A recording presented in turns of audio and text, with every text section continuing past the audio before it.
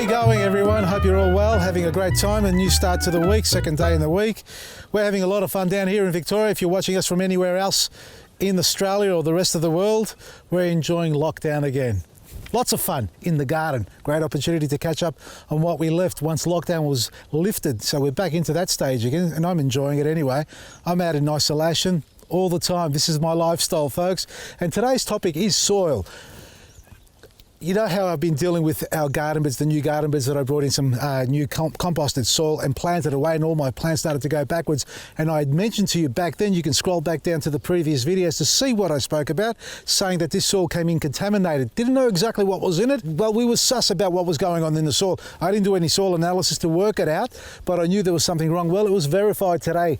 Some of you sent me links to an article or a news report released from the ABC talking about contaminated soil being supplied to our Victorian garden suppliers, and unbeknown to them, they're supplying it to us. We're putting it in a garden, and many of you, dozens of you, were sending me emails of photos of your tomato plants curling on the tops, or plants that are climbing, starting to curl and become gnarly and deformed. It looked like bud mite or some sort of russet mite destroying the plant, and it wasn't that, but it looked very similar to that. And the other example, or the other comparison to that problem occurring, is a herbicide residual in the soil. So spraying your plants accidentally with a herbicide or bringing in contaminated soil, and that was the article. So I dare say, I think I had the same problem with my garden bed, which affected tomatoes, cucumbers, eggplants. Didn't affect the leafy greens like lettuce, chicory, endives, broccoli did really well in the same garden bed, but as soon as I put the tomatoes in, they just went backwards. And these ones are starting to settle down. It looks like we've flushed through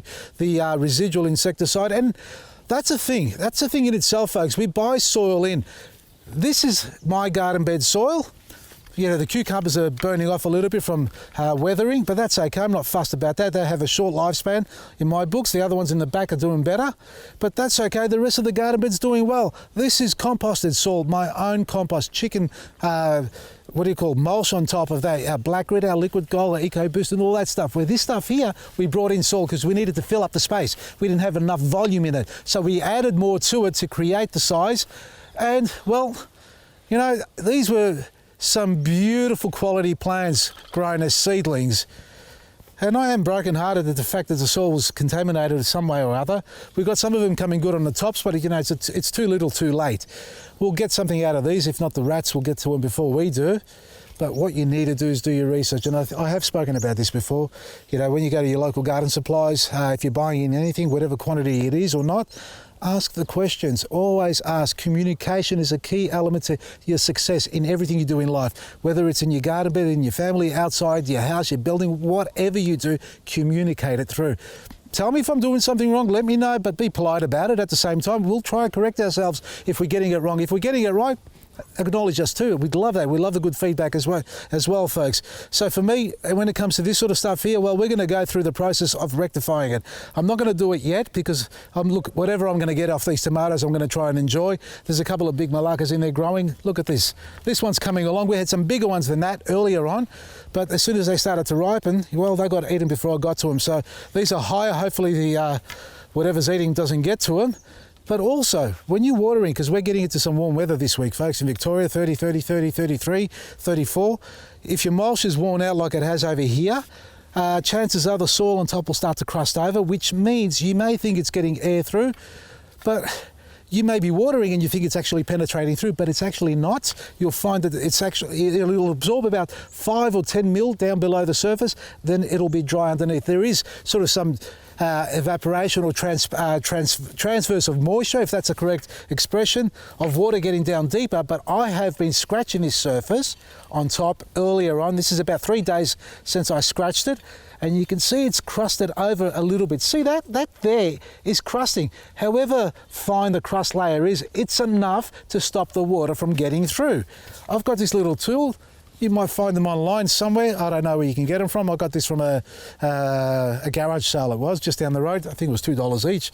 You can get these and use them to scratch the surface over, break the crust. It's not about digging the garden bed completely over, but breaking the surface tension so water will penetrate through it and get absorbed almost immediately when you add it. If it doesn't, you're watering and it's going nowhere. Besides, everywhere where it shouldn't be. So break the surface, ask the questions when you're buying soil, and water slowly and continuously over the garden bed, and that way you give your plants a nice deep soaking and they'll enjoy it the most during the hot days. Now, if you want to read that article about the ABC on the contaminated soil, there's a link in our description for you to click on and have a read for yourself. Whatever you think about it, for me, whether it came contaminated or not, I've got to work on it, and you can follow us on our journey to rectifying this garden bed and bringing it back to life and taking advantage of this beautiful framework I built. I've got 2 twigs growing on them. We'll get it fixed up. Follow us on our journey to rectifying this garden bed. Now, folks, like and subscribe our pages. Click the notification on YouTube if you want to see all the uploads that come along every day that we do.